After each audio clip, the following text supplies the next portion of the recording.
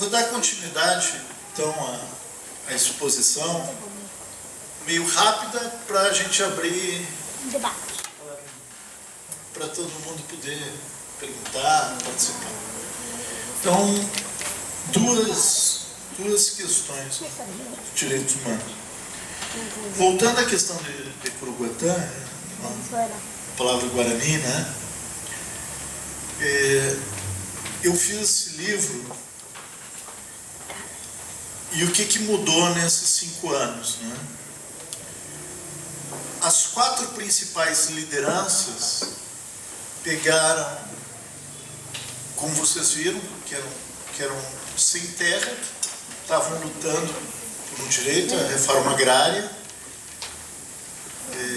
Nenhuma das armas apreendidas com eles foi disparada, nenhuma arma apreendida com eles foi disparada. Eles tinham armas justamente porque quem é do campo sabe, tem que caça ratão do banhado, lontra, perdiz, codorna, né? Coelho, bom. E também ninguém era maluco estar com seus filhos e enfrentar tamanha desproporção de armas. Bom, eu acompanhei no Tribunal de Justiça em Assunção o processo, conseguimos desmascarar as mentiras, né? Mas com esse tipo de absurdo que vocês viram no vídeo, depois vou deixar o link, quer dizer, os advogados serem convocados para estarem presentes no dia 12 de outubro, só que a carta chega no dia 16 de outubro. Então, eles puderam manusear todas as...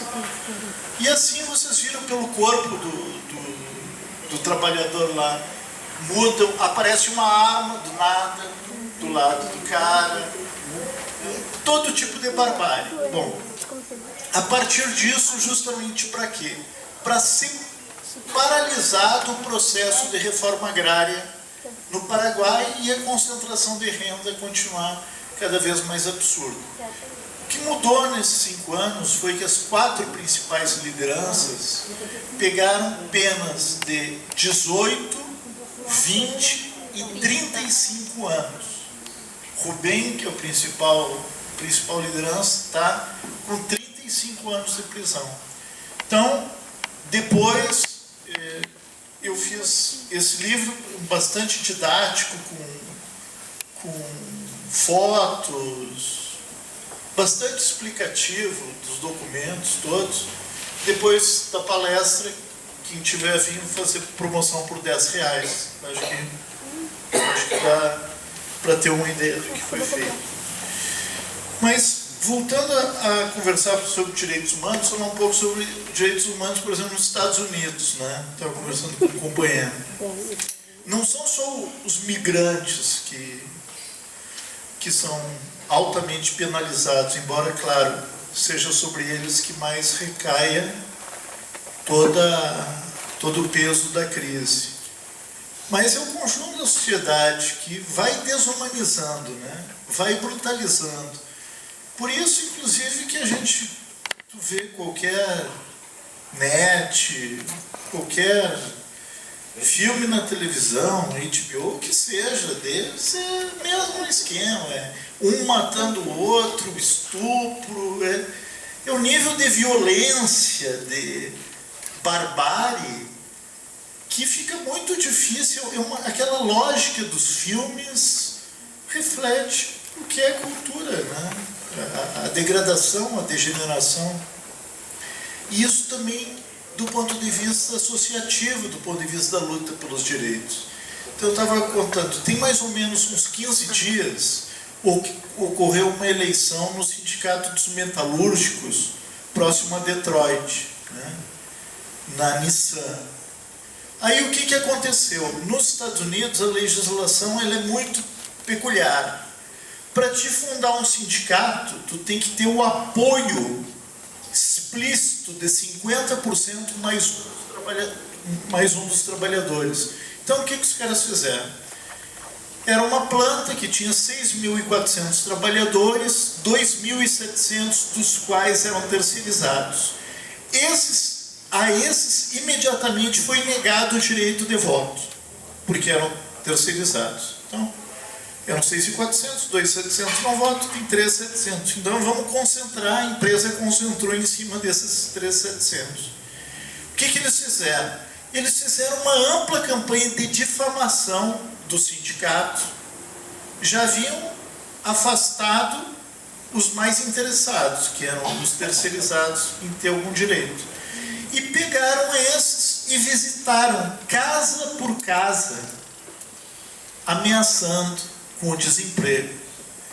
Afora isso, o governador foi fazer uma campanha de rádio e televisão, fortalecendo o movimento da empresa, dizendo que a empresa poderia fechar se o sindicato abrisse, porque a empresa iria para um estado onde não tivesse sindicato, essa coisa. Para completar toda essa chantagem, na reta final, a empresa visitou a casa de cada um e assegurou o seguinte: eles produzem carros top da Nissan. Quem votasse aberto contra o sindicato poderia comprar um carro pagando $50 por mês. Então, é uma visão muito peculiar. Assim, é uma concorrência totalmente desleal. Os trabalhadores ficaram com um carro, né? Assim, comprando por $50, mas ficaram sem os direitos, né? Então, essa questão dos direitos humanos, eu escrevi, o livro que eu escrevi anterior a esse chamava CIA contra Guatemala. Houve um governo nacionalista, de uma figura chamada Jacobo Arbenz, em meados dos anos 50, na Guatemala, que ele tomou uma postura extremamente nacionalista em relação às empresas norte-americanas que mandavam e desmandavam no país. E o que foi feito com ele? Foi dado um golpe, né? Foi instituída uma ditadura, onde morreram entre 250 mil a 400 mil pessoas. Eu visitei uma das propriedades, era tipo a Chiquita banana, né? Eles têm um padrão de banana, nem 1 milímetro a mais, nem 1 milímetro a menos, senão não entra nos Estados Unidos e tal. Só que o seguinte, ia ter trazido também no vídeo, depois eu envio para vocês, que a gente fez um trabalho, eu fiz um trabalho em Honduras, El Salvador e Guatemala. Para entrar nessa Chiquita, tu tem 2 guardas privados com fuzil. E aí eu entrevistei uma das figuras que é o dirigente do sindicato e que ele havia perdido o irmão dele e outros 6 dirigentes do sindicato que foram assassinados pela empresa. E eles moram onde? Eles moram dentro da empresa. A empresa é como se fosse um grande território dentro da Guatemala, ou que a Guatemala fosse a parte externa desse território. E ali praticamente ela tem soberania, ela manda e desmanda também nos municípios próximos e tal. Então, como que a gente vai falar em emprego decente, em qualidade de vida, em direitos humanos, em respeito e solidariedade, acesso à saúde, Não tem nada. Nós visitamos também na Guatemala um lugar onde o proprietário, que era norte-americano, ele descia de vez em quando de helicóptero, junto com seguranças armados também, e ali a gente via os trabalhadores aplicando veneno sem máscara, sem mínimo de cuidado, sem luva. Ouvíamos apenas os relatos das doenças, das enfermidades, das crianças, do número de gente que caía morto, né? Trabalhava um tempo, depois não tinha mais condição. Por quê? Porque é uma lógica onde o capital manda e desmanda sem qualquer regramento, onde o próprio capital, no caso transnacional, estabelece suas normas, suas leis, compra os seus parlamentares, compra os seus governos e adota uma determinada política para fazer tábua rasa de qualquer lei, para desrespeitar qualquer realidade. Então, eu acho que depois eu até sugeriria que o curso tivesse, eu não sei se vocês têm um Facebook, alguma coisa assim, mas que a gente pudesse mandar essas contribuições, esses links, para que não precisasse, vamos supor, eu mandar para o Dermi ou eu mandar para a Priscila, né? Isso, ótimo. Temos um grupo do WhatsApp. Isso. Que a gente compartilha porque aí já, porque aí facilita. E temos a página no Facebook do Núcleo Maximiliano Kolbe, onde a gente também está disponibilizando todo o material. Excelente.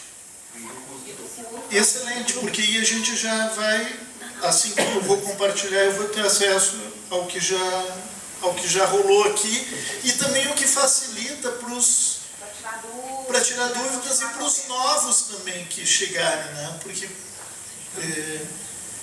a Prima falou que tu já expôs, né, Rodrigo? Tu já tinha feito uma exposição, pois é. Então, porque a gente não precisa ser repetitivo ou mais ou menos a gente ir trilhando um determinado caminho.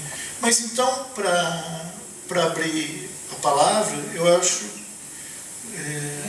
em espanhol a gente tem uma coisa que se chama hacer hincapié, né?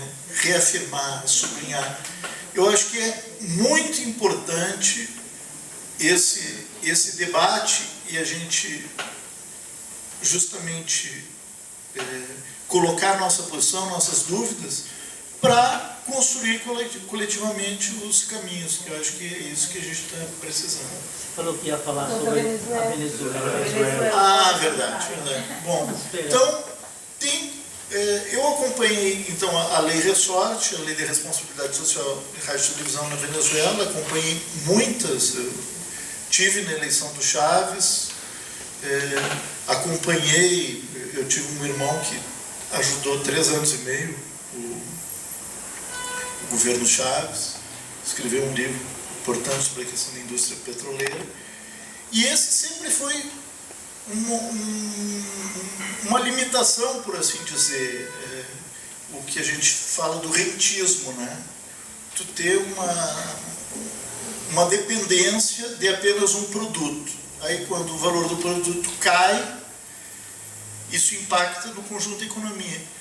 Mas, infelizmente, o problema do governo Maduro não está restrito apenas a isso, né? Da mesma forma como a Dilma tomou uma posição claramente contra os interesses nacionais na questão do leilão de Libra, né? Eu acho que o Maduro, quando assinou o Arco Mineiro do Orinoco, onde entrega 12% do território nacional para empresas transnacionais explorarem ouro, cobre, bauxita e alguns dos minerais estratégicos, que eu nem sei dizer os nomes complicados, que servem para fazer celular, bateria de celular. O nióbio é parte dele. O nióbio é parte dele. Bom, tá valendo. Tudo isso tem. Então, o que acontece? Tu te desarma política e ideologicamente, porque a gente está dizendo o seguinte: o Estado tem um papel central do ponto de vista do desenvolvimento econômico. A defesa da riqueza, a defesa do nosso patrimônio é uma questão chave para nós pensarmos com a própria cabeça e caminharmos com os próprios pés. Como que tu vai te desarmar ideologicamente e, na prática, adotar um discurso teoricamente revolucionário de esquerda, mas uma prática de direita? Não vai a lugar nenhum. Então, inúmeros ministros do Chaves, ministro da Indústria e Comércio, ministro da Produção, inúmeros ministros, inclusive a ministra do Meio Ambiente, que havia colocado para fora a Gold Reserve, que é uma empresa que é meio canadense, é uma trambiqueira, que o Chaves havia nacionalizado, o Maduro trouxe de volta. Então, várias lideranças chavistas, né, como a própria agora, a Procuradora-Geral, estão contrárias ao governo Maduro e denunciando as medidas antinacionais e contra a democracia que ele vem, infelizmente, adotando. E aí, claro, a mídia, como eu falei antes, que não fala uma vírgula sobre as tragédias que ocorrem no Peru, uma vírgula sobre o que o Macri está fazendo na Argentina, uma vírgula sobre o processo desumano que está ocorrendo na Guatemala.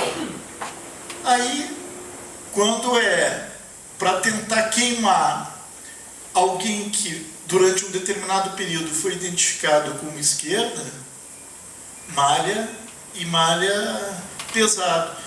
Daí a nossa importância, daí a importância também de nós sermos justos e cautelosos, fazer a denúncia, né? Porque óbvio a gente não concorda com os erros que estão sendo cometidos, mas lembrar também o porquê desses dois pesos, das duas medidas.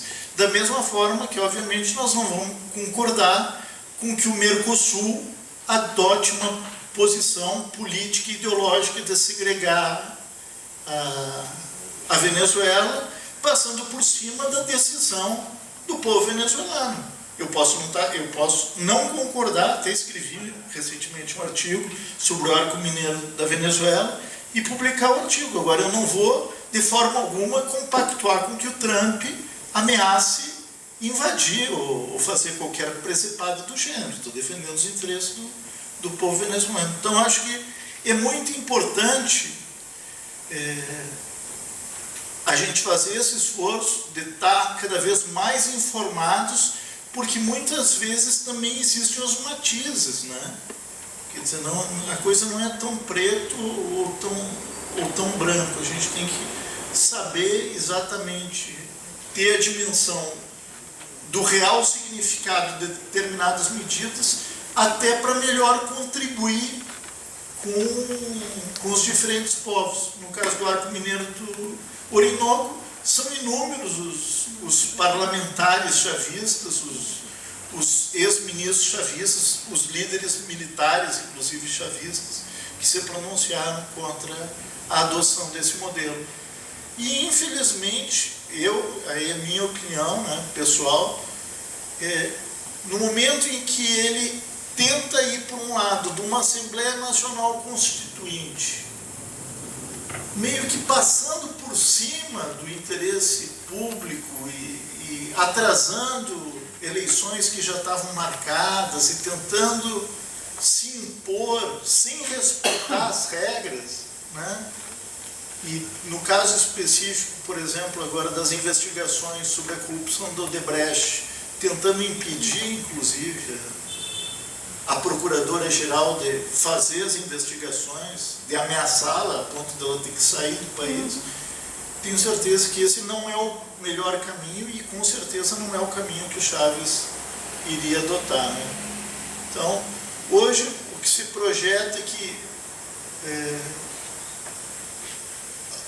o chavismo é pelo menos umas 3 vezes maior do que a força que o Maduro tem hoje. Ou seja, ele está num nível de isolamento bastante grande e convocadas novas eleições com a atual posição, a gente não tem bola de neve, mas não tem bola de cristal, a situação se encaminha para uma... Se cair o Maduro, assim, como que ficaria o ambiente na Venezuela? Esse chavismo tem força? Então, o chavismo tem muita força. O chavismo tem muita força. E aí vai ter que... Seria superior à oposição existente atual? Eu acho que sim. Aí, óbvio, vai precisar se conformar numa frente, né? Quer dizer que o Maduro... E porque também a oposição, ela não é um bloco hegemônico, né? Tu tem o setor mais direitista, mais fascista. Eu escutei, por exemplo, que a oposição ela domina somente 3 estados lá dentro da Venezuela, né? está dominando somente 3 estados dentro da Venezuela que são oposição. Do restante, não. Não é? Então, essa ideia de que Maduro então está numa canoa furada, coisa assim, não vai prosperar, o que você acha desse ponto? Posso? É só ligar. Ligar. Pode pegar aí. Não, vê bem, eu fui algumas vezes à Venezuela, obviamente a gente tem as nossas amizades, tá? O círculo de conhecidos. Tá? A projeção que existe é que tu tem que esvaziar, tu tem que garantir uma baixada de bola, assim. Esvaziar esses ânimos exaltados que não vai levar a lugar nenhum.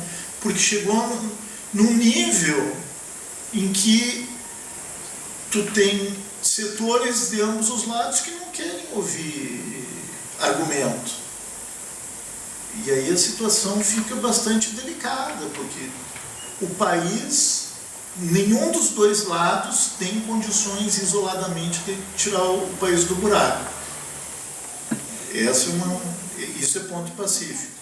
Por outro lado, tu tem o imperialismo, tu tem os Estados Unidos querendo jogar no confronto, estimulando a que os setores dos dois lados partam para o confronto.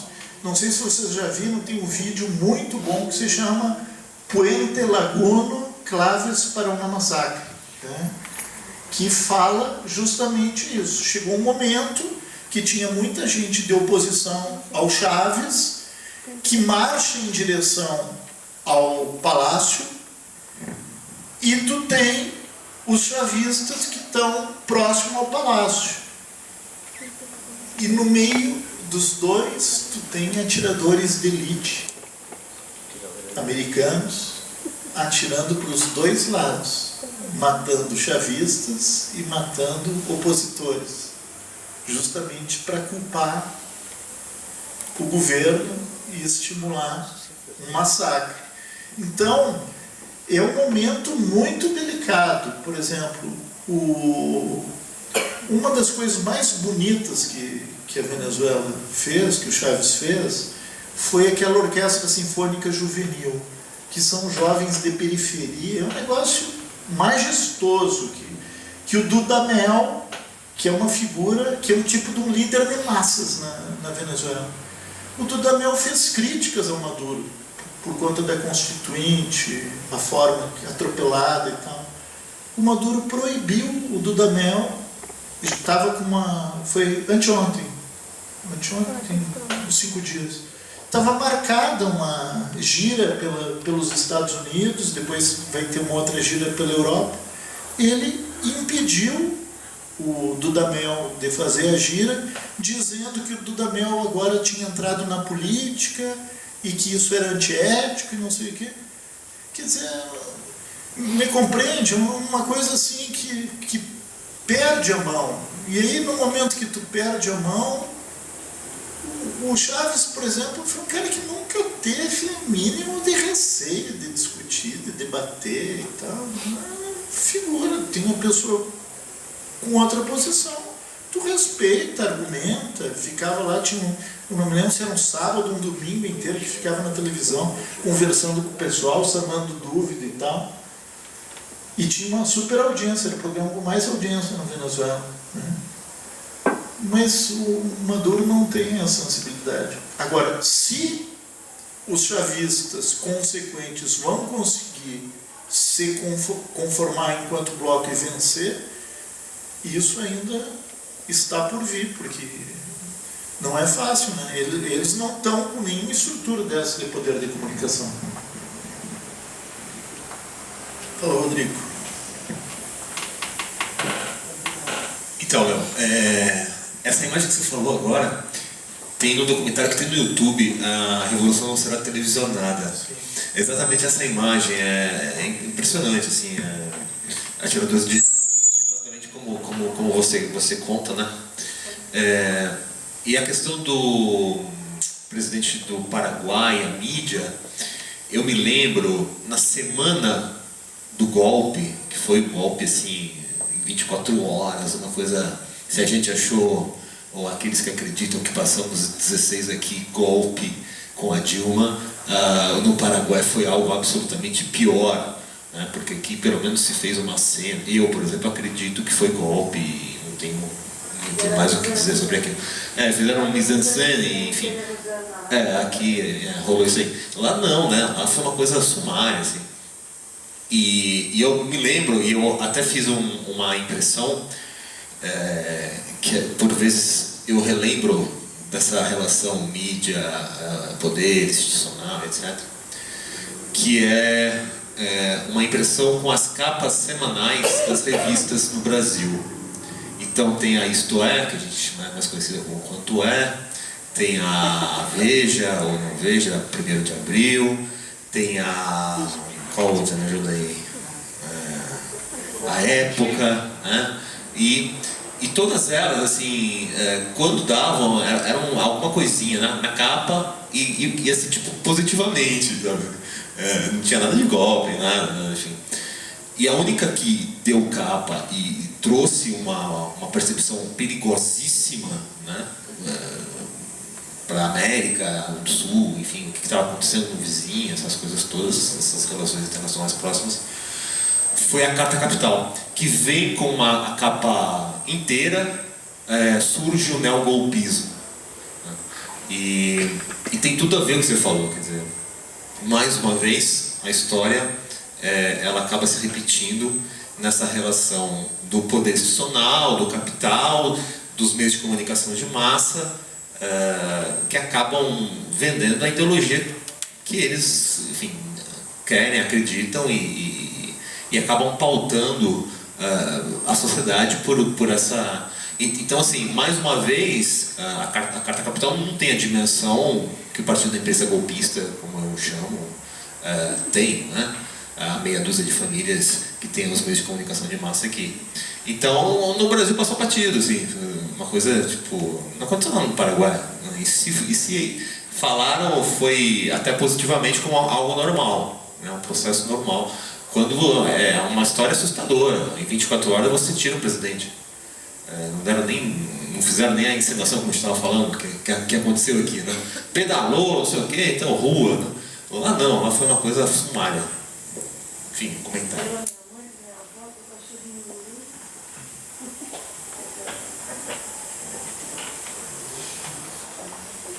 Vai juntar? Vai juntar? Pode ser, o que vocês acham melhor?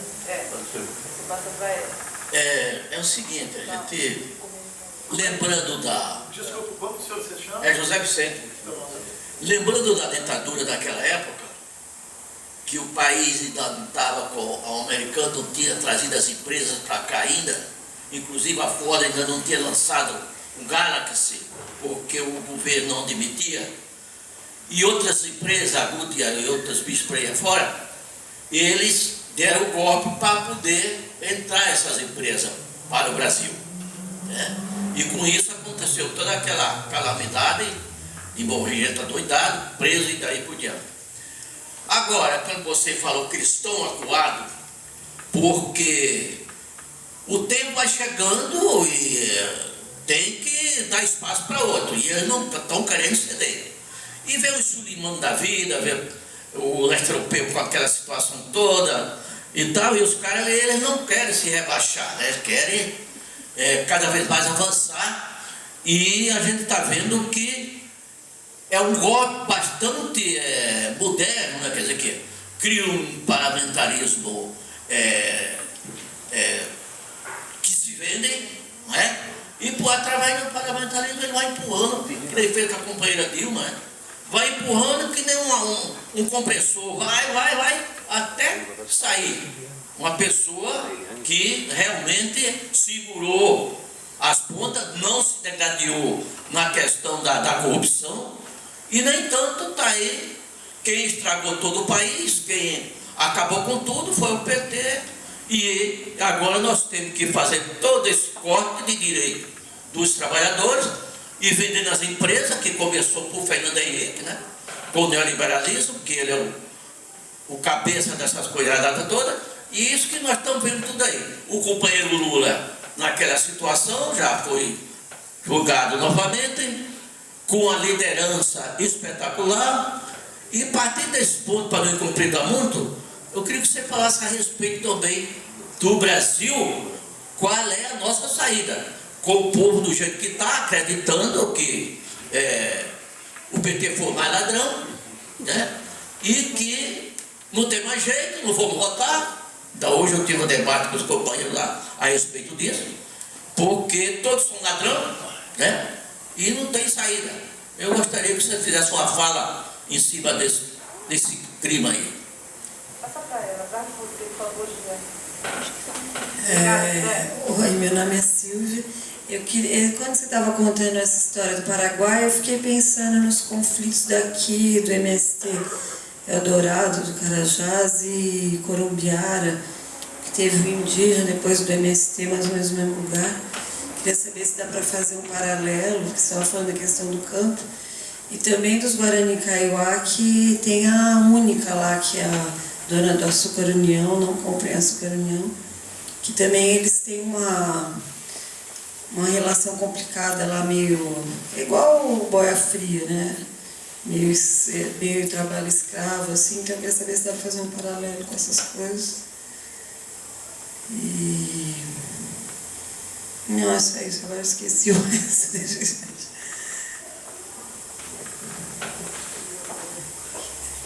Posso? Posso? Pode. O paralelo ele é lógico, né? Justamente quando eu peguei essa questão da... O primeiro livro que eu escrevi se chama Bolívia nas ruas e urnas contra o imperialismo, que eu falava justamente sobre a nacionalização dos hidrocarbonetos, porque eu via muita gente, mesmo no movimento sindical, dizendo que o Brasil tinha que ser mais firme, né, porque o Lula era o presidente, né, que o Brasil tinha que ser mais firme com os índios, o que é isso, não sei o que e tal. E na época o Lula deu uma resposta correta, na minha opinião, disse, eu não vou falar grosso com os bolivianos e fino com os Estados Unidos. Né? E adotou uma postura correta com os paraguaios em relação aos valores que pagava e liberar, ou seja, respeitar a decisão deles de nacionalizar, como também com o Paraguai houve uma negociação de valorizar o que a gente pagava pela energia de Itaipu. Então, eu acho que é importante a gente admitir que existe uma lacuna nessa questão indígena, nessa questão da terra, que não foi solucionada. Né? Pelo contrário, teve até pouco tempo a Cátia Abreu era ministra, né? Mandava e desmandava, ou seja, então não é preciso ir longe do ponto de vista do tempo e do espaço para ver que essa é uma questão latente, né? E isso tem muito a ver com o que o Rodrigo falou do ponto de vista desse controle das famílias, dos meios de comunicação. Né?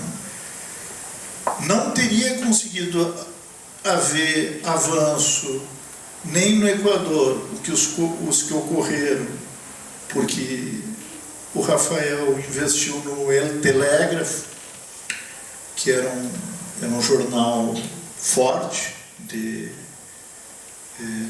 sustentação ao governo, porque o Paraguai teve que fazer uma modificação do ponto de vista do enfrentamento da dívida externa, teve que ser feita uma auditoria da dívida, e tu não conseguiria fazer uma auditoria da dívida sem ter um meio de comunicação que desse sustentação. Conseguiu baixar a dívida, mas teve que ter um jornal. Aqui, eu fui colaborador do Brasil de Fato quando ele era impresso e sou jornalista do Hora do Povo. Eu lembro que na época a gente estava conversando, eu e o Newton Viana era o editor do Brasil de Fato.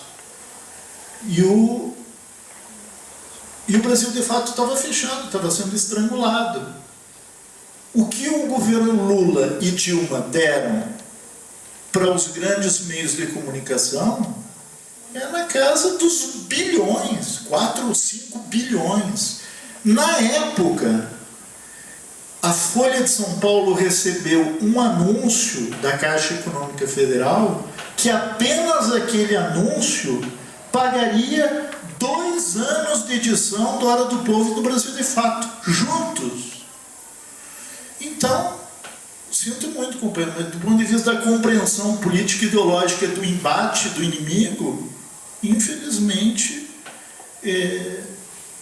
justa ou injustamente, os companheiros que o amigo se referiu estão sendo vítimas ou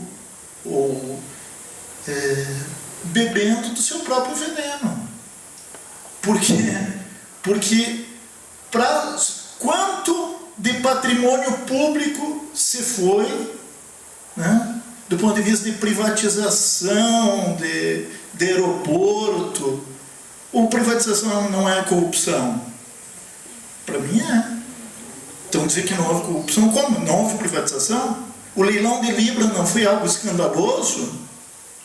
Quantos companheiros, eu tenho vários companheiros que receberam bala durante o leilão de Libra, que foram para a porrada, que defenderam.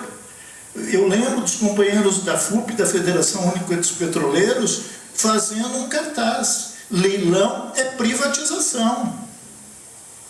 Nós, do ponto de vista do jornal, a gente colocar privatização é roubatização. Não existe. Claro, é uma coisa mais moderna, né? Mais malandra. Mas do ponto de vista ideológico é a mesma capitulação. E aí... e aí é o seguinte... E aí Viracopos está sendo devolvido. E aí, quando dá prejuízo, eles querem que a gente pague o pato. Com relação à Eletrobras, o que tu fala? Não, que é uma estratégia, né? É um bem estratégico do Estado. Então, aí vai vender e aí... eu lembro, eu acho que vocês se lembram também, acho que tem 30 anos já isso, eu acho. A Vale, né? A Vale, um patrimônio. Eu lembro de ter feito uma edição de 1 milhão de exemplares. Eu acho que foi uma das edições que mais... para a gente argumentar, para distribuir e tal, que trabalho que deu. Vou tentar achar até. A defesa da Vale do Rio Doce. Pô, a Vale do Rio Doce é um escândalo. Por tudo que... Vendida a preço de banana. Preço de banana, um crime. Baseada a preço de banana. Um crime. Agora, o problema é quando... Porque a direita fazer isso, e agora... Tudo bem. Não é que pode. É um crime. Agora, alguém que se pretenda de esquerda se flexionar, né, colocar dobradiça na espinha, como a gente fala, para justificar um abuso desses, então não tem justificativo. E os ex-ministros chavistas dizem justamente o seguinte: no curto prazo, Maduro não vai resolver o problema, porque não vai ajudar a injetar recursos, e no médio e no longo prazo tu deu uma justificativa para a direita, porque são concessões que são por 20 anos, que podem ser renovadas por mais 10 e por mais 10, por até 40 anos. Então eles estão pretendendo, por exemplo, receber com ouro 280 bilhões de dólares. Só que vai ser em 70 anos. Ou seja, o grande problema que eu vejo dessa questão... Já te dou para cima. O grande problema que eu vejo dessa questão das privatizações, entre outros, é porque é o seguinte: hoje é o camarada Dermi, o nosso prefeito aqui, certo? Ou, vamos supor, a Erundina, que foi nossa prefeita, estava aqui. Aí, o prefeito anterior a ela, ou o prefeito anterior a ele, decide se desfazer de um patrimônio. E ele chega para administrar e não tem mais o patrimônio. Mesma coisa, gerações, não sei quantas gerações, provavelmente, contribuíram para edificar a igreja. Cada um aportou e tal. Aí a igreja economiza, não paga mais o aluguel, paga sei lá, pega o dinheiro para fazer outra coisa, obra social, Só que aí é o seguinte, chega um novo padre e vende o patrimônio da igreja. E aí? Então, esse negócio de se desfazer de patrimônio, particularmente de patrimônio estratégico, não, essa questão do leilão de livro foi gravíssimo. Foi gravíssimo, porque era um tesouro, era uma joia rara. E aí é o seguinte, aí tu perde.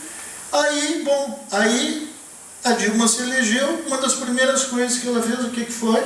Vocês lembram? Foi tirar aquele seguro defeso dos pescadores. Uma merreca. Merreca, tira seguro de defeso. Aí tu vai dizer o quê? Tu vai justificar isso? Tu vai aplaudir? Claro que não. Claro que não. Tem que levantar, ser justo, né? Impor limites. Daí a necessidade da nossa participação. Fala, Pri.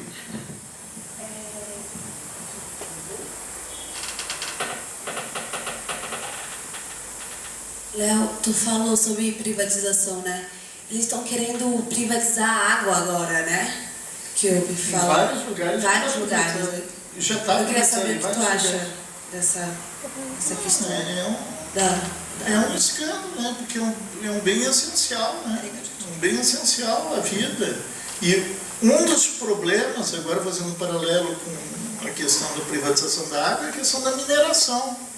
Porque em determinados lugares, para te tirar 1 grama de ouro, tu necessita mexer em 1,5 tonelada de terra. 1 grama de ouro, 1,5 tonelada. Imagine a contaminação. Então, são questões que não são tão simples, porque tu não está falando com dinheiro numa relação imediatista, né? Da mesma forma que essa questão da comunicação, ela dialoga com a questão cultural, ela dialoga com a questão de valores, ela tenta...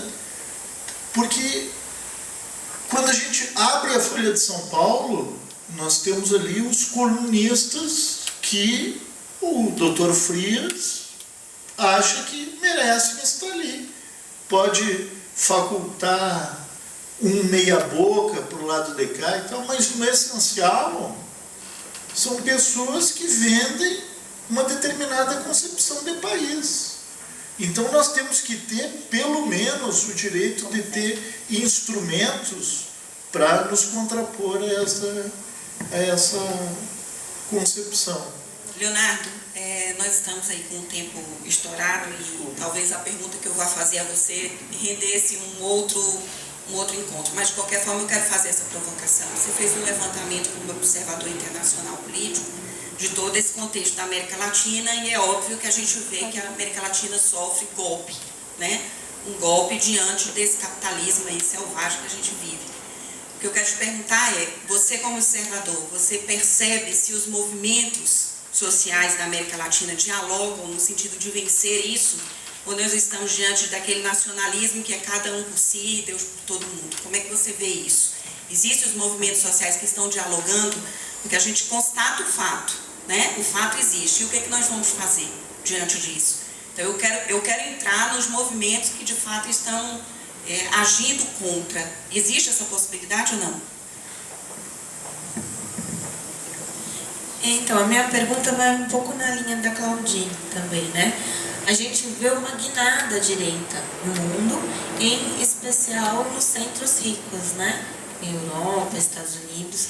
E eu vejo, eu queria perguntar se isso que eu vou colocar no seu entendimento está correto, se é realmente isso e como você vê, né? Que a partir de um movimento mais à esquerda, que a América Latina e o Cone Sul teve a partir do vencimento das ditaduras,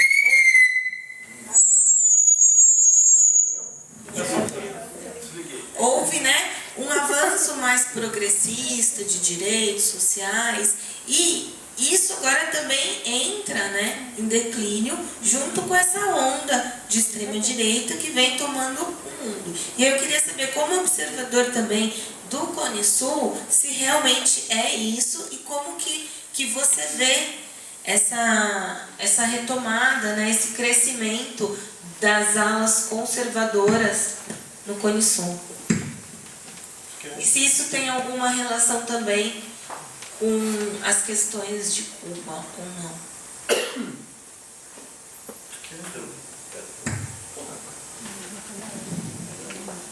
Hoje eu ouvi um comentário de um economista muito competente que dizia que o que pretende para o Brasil é o que você comenta. O que essa estratégia Temer pretende para o Brasil é cortar todas as bases da nossa industrialização. Para quê? Para tornar igual à África. Quer dizer, elimina a energia. Na África a energia não funciona. Sem energia não dá para pensar em indústria. E o que acontece? O continente africano fica igual ao Brasil. Está começando a ficar. Só com reservas estratégicas para serem retiradas. E o parque industrial vai para o espaço. Ele disse que é esse o modelo que, no fundo, o governo Temer pretende para o Brasil. O que você acha disso tudo? Eu queria pedir para o Leonardo, desculpa, indelicadeza, é que o nosso tempo já extrapolou, então que você fizesse a consideração com relação a essas 3 últimas colocações e as suas considerações finais, tá bom? Tá. Vou tentar ser o mais sintético possível. Eu acho o seguinte, do ponto de vista mais geral, esse negócio do mundo tendo para a direita, eu acho que não é bem assim. Por quê? Porque do ponto de vista, inclusive, dos cálculos matemáticos, econômicos, a China vai ultrapassar os Estados Unidos em 7, 8 anos, né? Do ponto de vista econômico. E isso representa peso político. Então, tem um pessoal que visitou recentemente Pequim, diz que o governo chinês tem uma política para diminuir Pequim 5% ao ano, né? E diz que, embora seja bastante poluído, tem um tipo de uns rios, uns canais e tal, que o pessoal pesca. Então, tem uma mentalidade toda para o meio ambiente. Então, os chineses estão chegando, e o que põe os americanos numa certa defensiva. Esse negócio do mundo está indo para a direita e tal, veio muito com a vitória do Trump sobre a Hillary. Mas isso significaria a gente admitir que a Hillary era grande coisa. E eu, sinceramente, acho que a Hillary, para os interesses norte-americanos, inclusive, era pior do que o Trump. Por quê? Porque o Trump está defendendo o feijão com arroz deles lá, enquanto nação, o emprego e tal, está dando um incentivo. Então, o que aconteceu, na verdade, mais a partir da América Latina? Nós tínhamos até uns 10 anos atrás as matérias-primas, o preço da matéria-prima em alta, e aí a gente tinha, no caso da América do Sul, particularmente, Chaves, Evo, Kirchner e Lula, né? Podendo adotar também políticas sociais porque tinham recursos, estavam bombando. Quem viu mais longe, que foi o caso da Bolívia, reitero, jogou do ponto de vista de industrializar e de uma política de investir no desenvolvimento de estradas e da reforma agrária, está crescendo, é o país que está mais crescendo do ponto de vista do Cone Sul, e que foi, onde não deu com os burros na água, bateu no poste e vai ter que começar tudo de novo. Então eu acho que, claro, a gente tem muito de xenofobia, tu tem agora os impactos todos, como eu falei, das agressões que ocorreram no Iraque, particularmente na Líbia, e no Afeganistão, e esse pessoal agora, com as suas nações dizimadas, está procurando refúgio num lugar seguro para suas famílias, né? E aí, óbvio, tu vai ter, num momento de crise que o mundo passa, gente que não está nem aí com a solidariedade, gente que quer resguardar o seu canto e ponto final. E aí não quer que os imigrantes venham. Então, é óbvio que mais do que um desconforto, dá uma agonia, a gente vê a volta, marcha racista e tal, mas de que o mundo esteja, particularmente, a gente nunca teve um Papa tão progressista, por exemplo, né? E que as palavras ecoassem tão positivamente, do ponto de vista de estimular a luta social. Respondendo um pouco a tua pergunta, eu acho que tem uma poesia do José Martí, do cubano, assim, que o amor, mãe, a pátria não é a que pisam, a relva que pisam nossos pés, mas que é a raiva a quem oprime, o rancor eterno a quem ataca. Em primeiro lugar é o seguinte, existe e é forte e é importante que ele seja cultivado o amor à pátria, né? O sentimento de nacionalidade, para a gente barrar a entrada da opressão estrangeira. Isso não significa não pensar pátria grande, não pensar, né, em Brasil, Uruguai, Argentina, Paraguai, Bolívia, todos juntos contra o opressor externo. Eu acho que os movimentos sociais estão se dando conta cada vez mais disso. Há iniciativas importantes, né, como a Via Campesina, há inúmeras outras organizações que pensam essa articulação, né, a alternativa bolivariana para as Américas, tem várias alternativas. E eu acho que é importante a gente se somar dentro das nossas limitações, mas se somar no sentido de formar e informar para ver além, debater além e conformar essa frente para a superação dos problemas. Do ponto de vista do Brasil, nós temos entidades estudantis, secundaristas, universitárias, organizações de mulheres, organizações de sem-teto, organizações religiosas. Tem um sem número de entidades que eu acho que a gente tem que procurar trabalhar dentro delas para que elas também incorporem essa visão. Então, tentei arrematar. Obrigado.